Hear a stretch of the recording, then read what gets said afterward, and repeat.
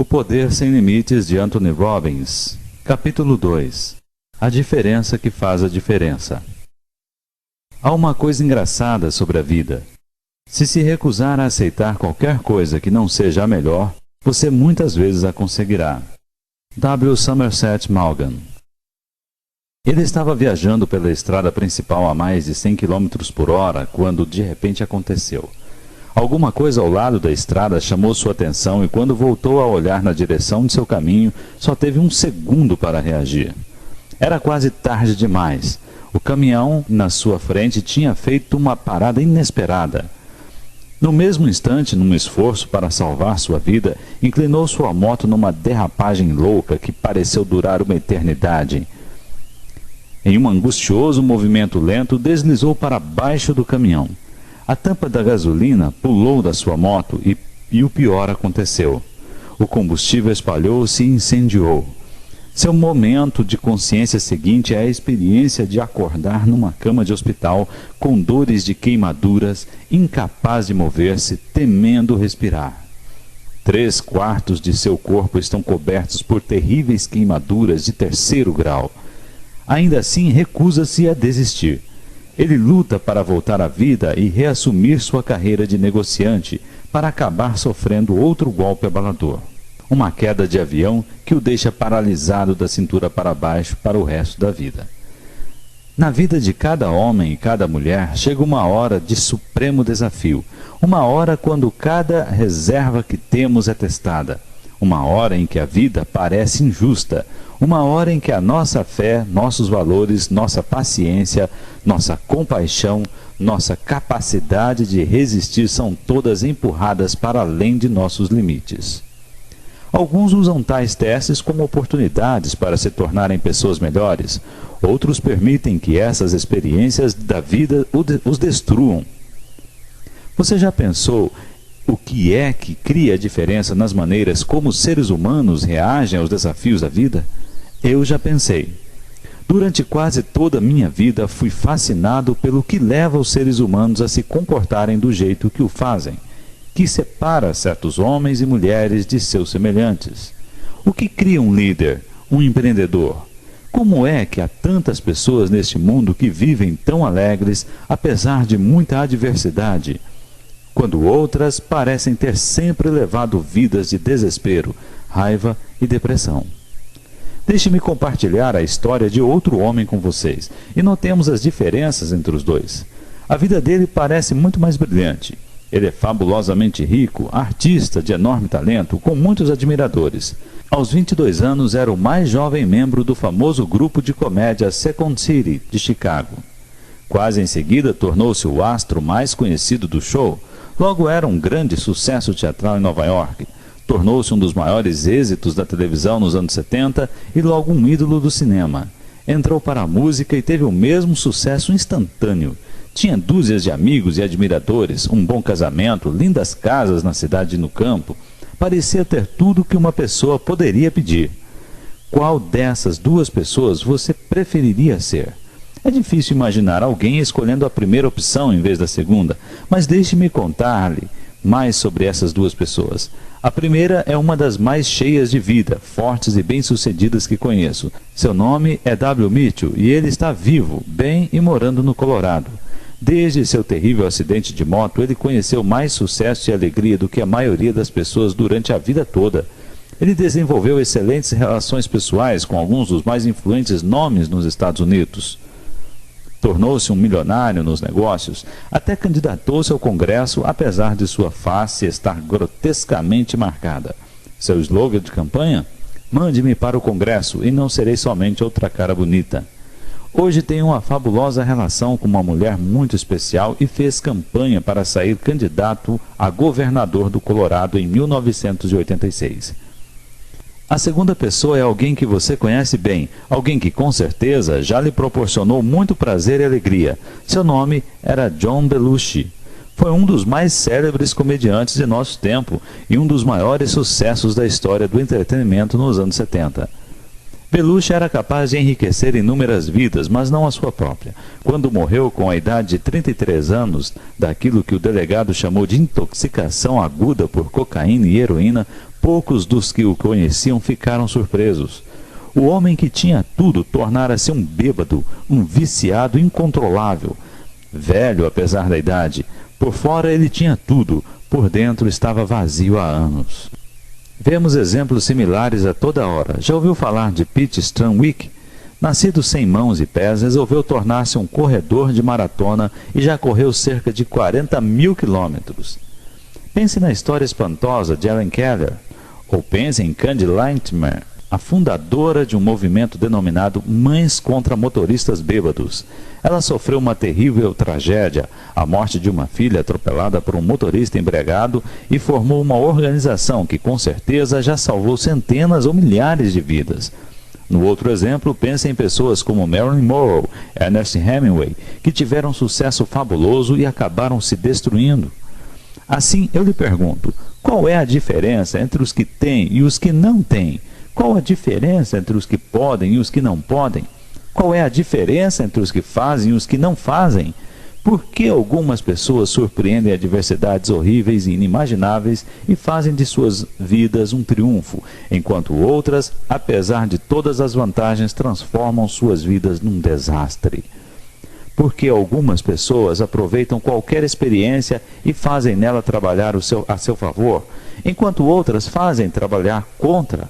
Qual é a diferença entre W. Mitchell e John Belushi?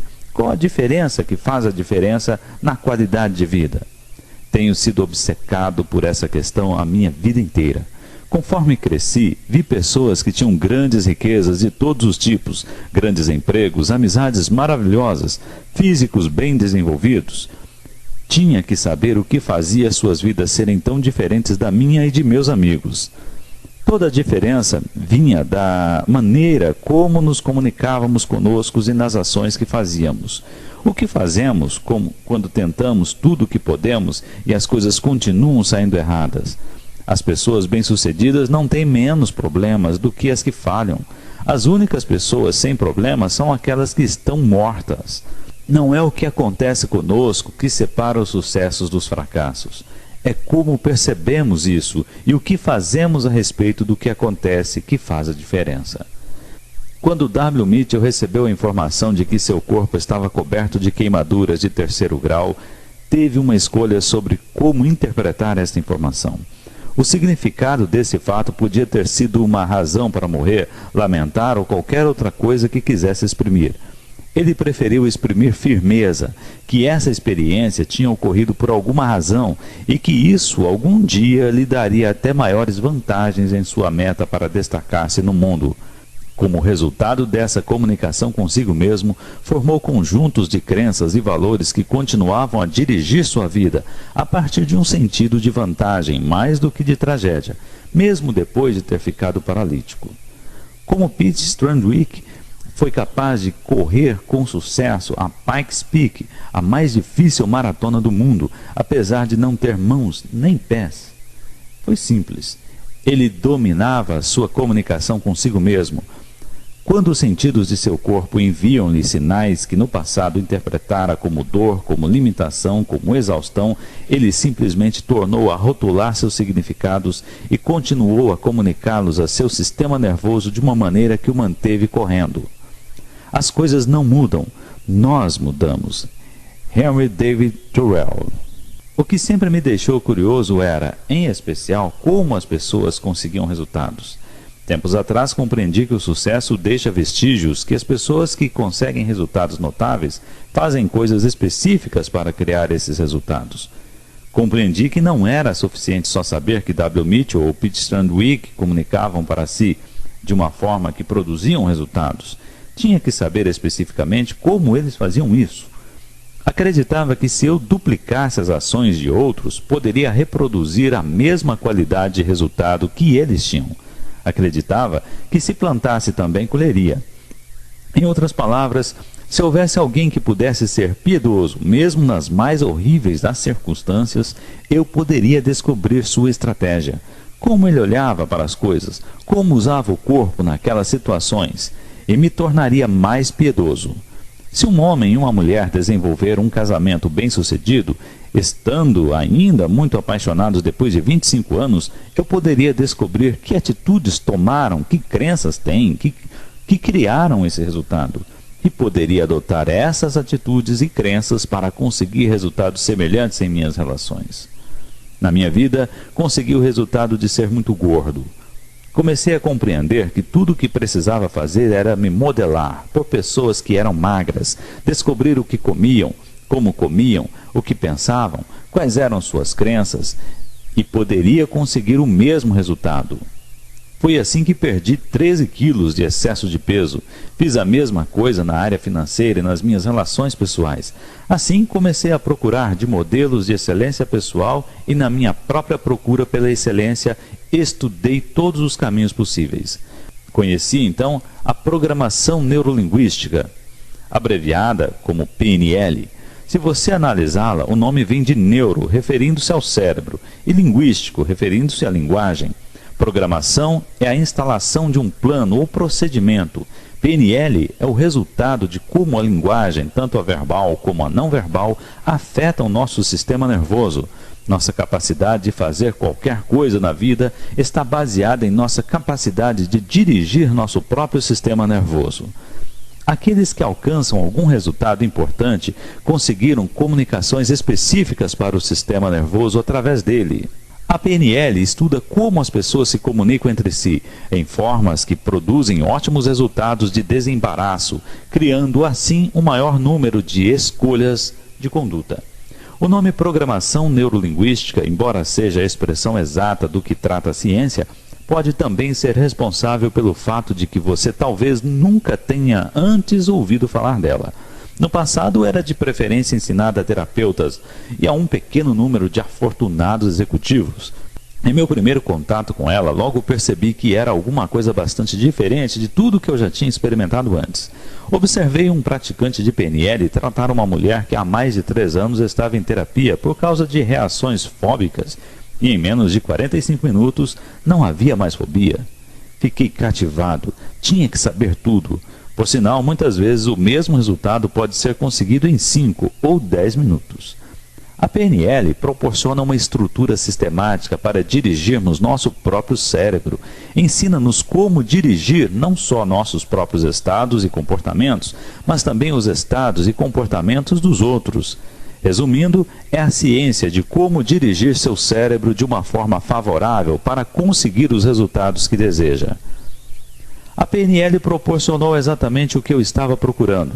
Deu a chave para desvendar o mistério de como certas pessoas são capazes de, com frequência, conseguirem o que chamo de resultado óptimo. Se alguém é capaz de levantar-se de manhã com rapidez, facilidade e cheio de energia, isso é um resultado que ele conseguiu. A próxima pergunta é: como conseguiu isso? Uma vez que as ações são a origem de todos os resultados, que ações específicas mentais ou físicas produzem o processo neurofisiológico de acordar do sono com rapidez e facilidade, uma das pressuposições da PNL é que todos nós temos a mesma neurologia. Assim, se alguém no mundo pode fazer qualquer coisa, você também pode. Se conduzir seu sistema nervoso exatamente da mesma forma que essa pessoa fez. Esse processo de descobrir exata e especificamente o que as pessoas fazem para conseguir o resultado específico é chamado de modelagem. Mais uma vez a questão é: se é possível para os outros no mundo, é possível para você. Não é uma questão de saber se pode conseguir os resultados que outra pessoa conseguiu. É uma questão de estratégia, isto é, como a pessoa consegue os resultados.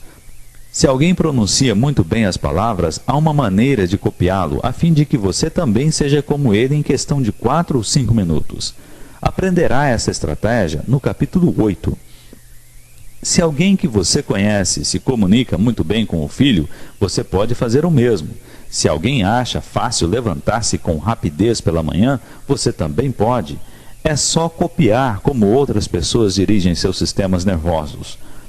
Claro, algumas tarefas são mais complexas do que outras e podem levar mais tempo para serem copiadas e duplicadas. No entanto, se você tiver bastante vontade e crença que o ajudarão enquanto continuar ajustando e mudando, conseguirá, pois qualquer coisa que qualquer ser humano faça pode ser copiada. Em muitos casos, uma pessoa pode levar anos em tentativas e erros, até encontrar uma maneira específica de usar o corpo ou a mente para conseguir um resultado.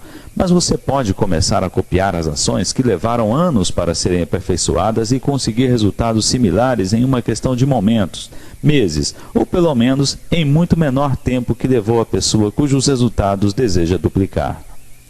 Os dois primeiros homens responsáveis pela PNL são John Grinder e Richard Bandler. Grinder é linguista, um dos mais proeminentes do mundo. Bandler é matemático, terapeuta Gestalt, a terapia da forma, e perito em computadores. Os dois decidiram juntar seus talentos numa única tarefa: sair copiando as pessoas que representam as melhores nos seus respectivos ramos. Procuraram aqueles que fossem exemplares na criação daquilo a que a maioria dos seres humanos aspira, ou seja, mudança. Conversaram com homens de negócios e terapeutas de sucesso, e outros ainda, a fim de extrair as lições e exemplos que tais pessoas descobriram durante anos de tentativas e erros. Bandler e Grinder são muito conhecidos pelo número de exemplos efetivos de intervenções de comportamento que modificaram, copiando o Dr. Milton Erickson, um dos maiores hipnoterapeutas que já existiu, e Virginia Satir, uma extraordinária terapeuta de família. E ainda Gregory Bateson, um antropólogo. Os dois descobriram, por exemplo, como Satir era capaz de conseguir com eficiência soluções para relacionamentos onde outros terapeutas tinham falhado. Descobriram que padrões de ações seguia para criar resultados e ensinaram esses padrões para seus alunos, que então ficaram capacitados a aplicá-los e a conseguir a mesma qualidade de resultados, apesar de não terem os anos de experiência da notável terapeuta. Eles semearam as mesmas sementes, assim colheram as mesmas recompensas, trabalhando com os padrões fundamentais que copiaram desses três mestres. Bandler e Grinder começaram a criar seus próprios padrões e a ensiná-los também. Esses padrões são comumente conhecidos como programação neurolinguística.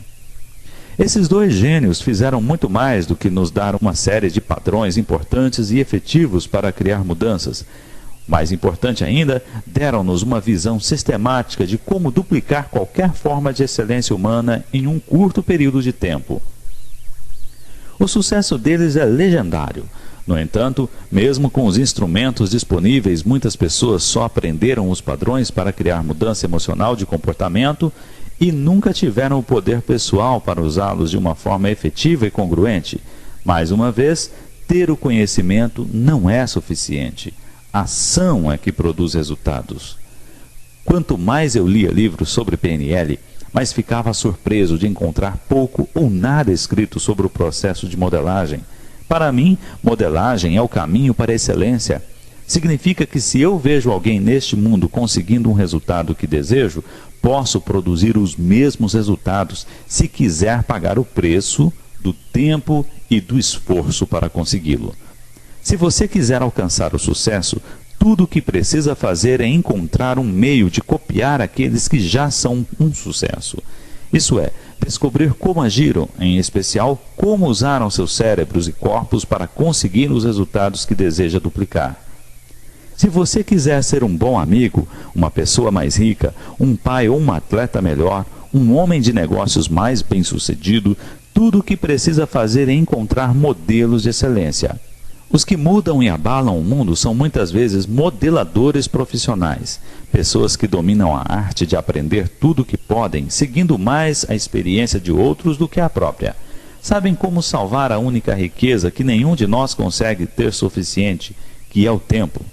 De fato, se você olhar a lista de best-sellers no The New York Times, descobrirá que a maioria dos livros que lhe deram a lista contém modelos de como fazer alguma coisa com mais eficiência. Esse livro também está cheio de muitas séries de modelos de como dirigir sua mente, seu corpo e sua comunicação com os outros de uma forma que produza resultados importantes para todos os envolvidos. No entanto, minha meta para você não é só aprender esses padrões de sucesso, mas também ultrapassá-los, fazendo você criar seus próprios modelos.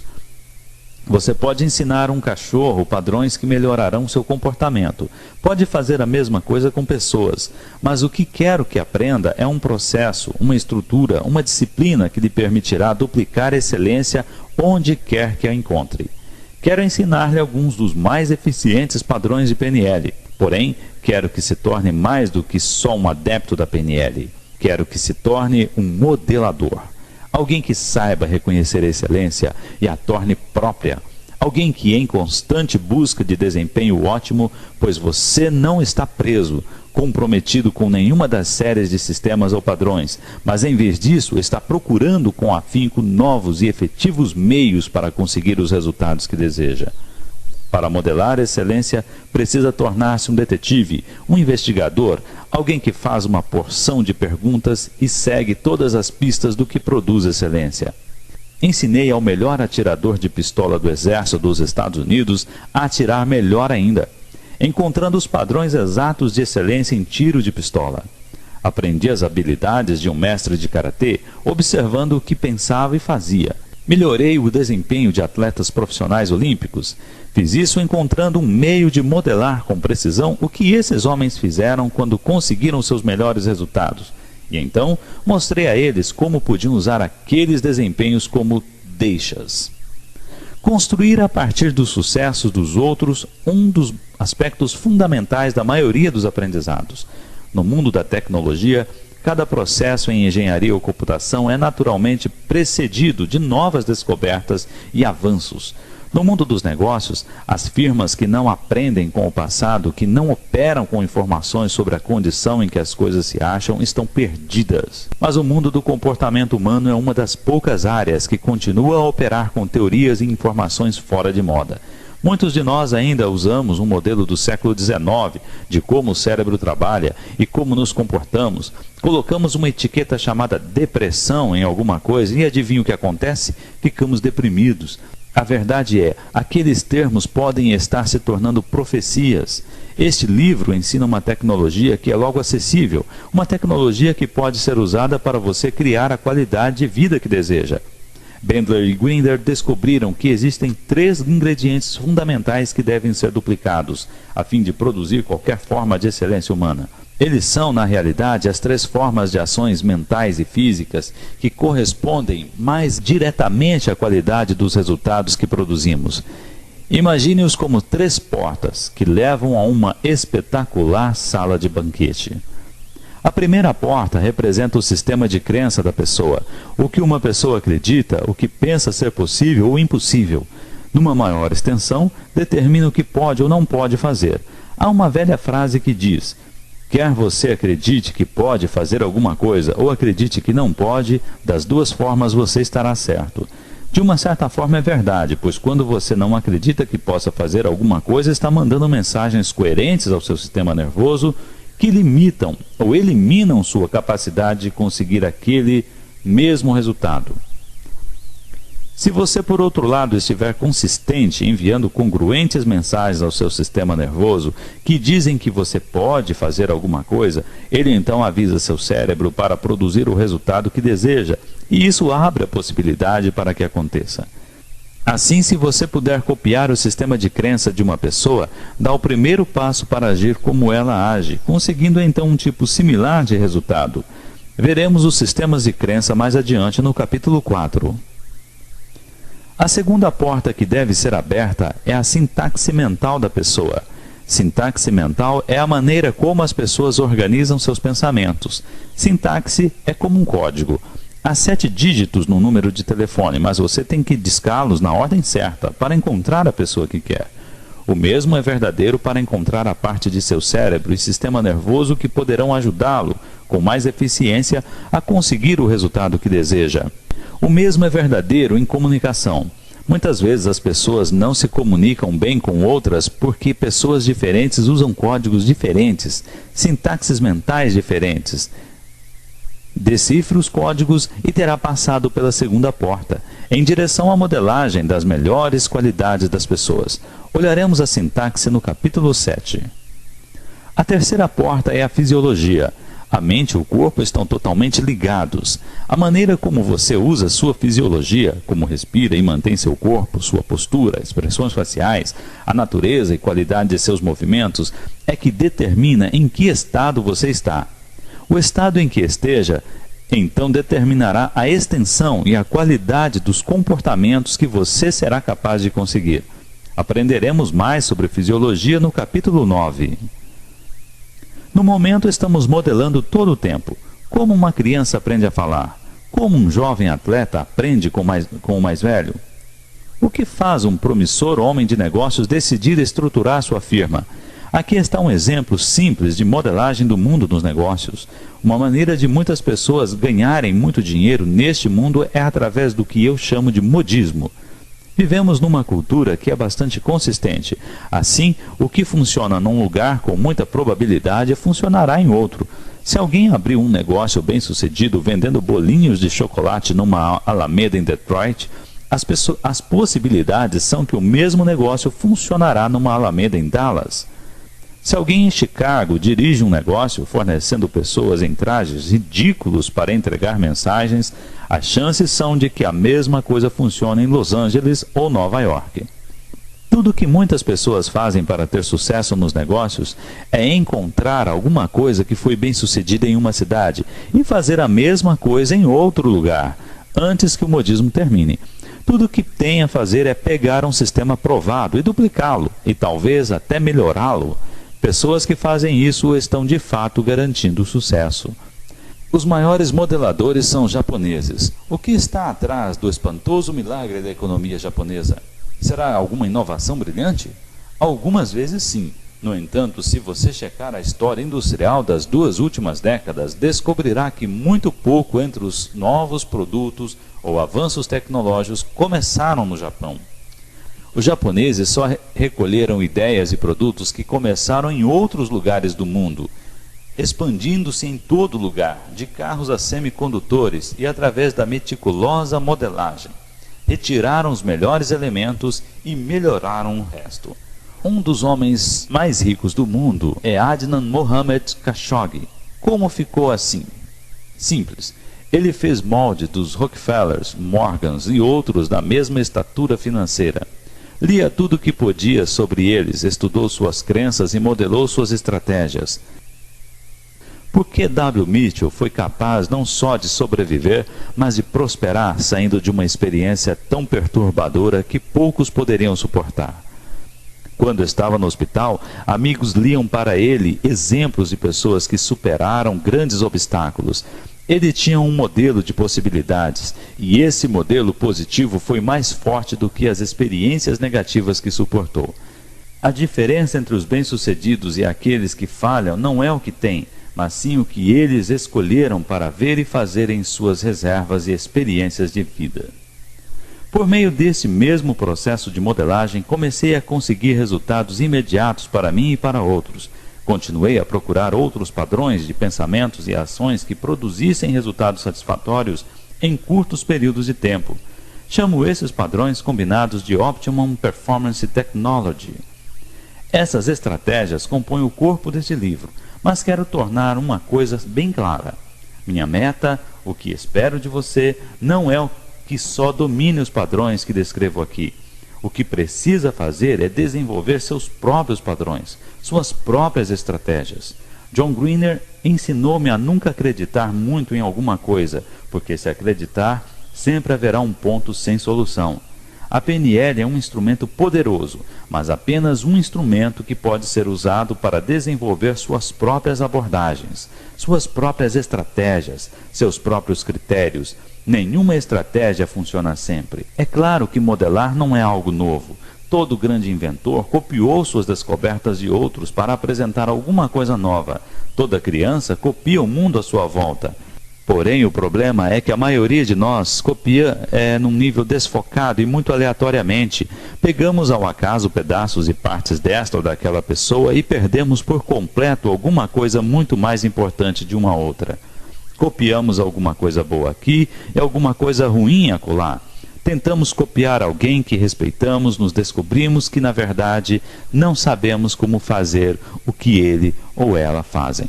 O encontro da preparação com a oportunidade gera o rebento que chamamos sorte. Anthony Robbins. Pense neste livro como um guia preciso, uma oportunidade para tornar-se ciente de alguma coisa que sempre tenha feito em sua vida. Há recursos e estratégias fenomenais à sua volta. Meu desafio para você é que comece a pensar como um modelador, estando sempre atento aos padrões e tipos de ações que produzem resultados importantes. Se alguém é capaz de fazer alguma coisa notável, a questão imediata que deve surgir é: como ele criou esse resultado? Espero que continue a procurar por excelência, pela magia em tudo que vê, e aprenda como é produzida a fim de que possa criar a mesma espécie de resultados no momento que desejar. O próximo tema que iremos explorar é o que determina nossas respostas a várias circunstâncias da vida. Continuemos. Fim do capítulo 2.